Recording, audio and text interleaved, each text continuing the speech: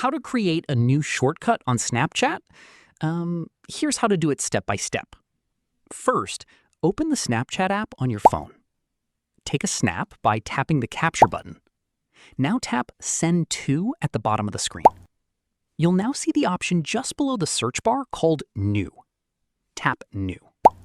Tap Choose Emoji on the top. Now choose an emoji for your new shortcut.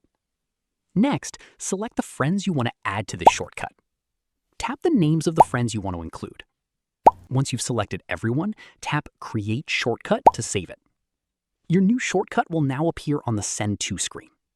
You can select this shortcut whenever you want to quickly send a snap to the same group of friends. That's it. That's how you can create a new shortcut on Snapchat and add multiple friends to it. If this video helped you, make sure to like the video and subscribe for more quick and easy tutorials. Thanks for watching, and I'll see you in the next one.